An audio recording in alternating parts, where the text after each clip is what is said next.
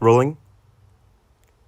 Suffer Little Children by the Smiths, off their self-titled debut album, is a jangly alt-rock number from 1984. Much of the imagery in Stephen Morrissey's lyrics refers to the Moors murders of the 1960s, the abduction and slaughter of several children by Ian Brady and Mira Hindley. I won't go over the details of the crime, may their souls rest peacefully. Mira's sister, Maureen, was dating a man named David Miller, who posed as chief witness. But this is no easy ride for a child cry. Fun fact, a photograph of the two is illustrated in 2D lines by Raymond Pettibon, iconic illustrator seen in the Western punk discographies of Black Flag and the Minutemen for Sonic Youth's Goo. The deliciously illustrative, though restrained and sort of mystical lyrics, especially the declaration of a ghastly haunting, punctuated by the songs that places outro into the original tracklist.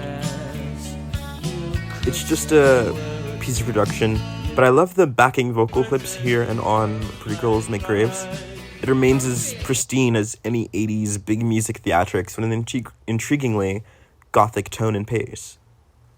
The shimmering tapestry laid by the hands of Johnny Marr here remains ethereal, effective, and distinctly pedestrian, but also very whimsical given the production.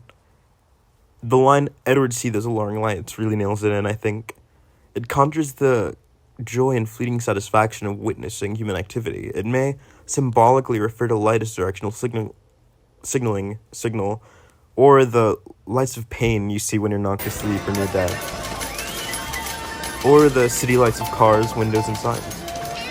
Tonight won't be your very last night. Less eloquent musical allusions and confrontations with the topic of death come to mind. Bonnie Prince Billy's "Jet to Everyone," Mount Erie's "Real Death," or Sufjan Stevens' 4th of July, or the more nuanced likes of Painted Black.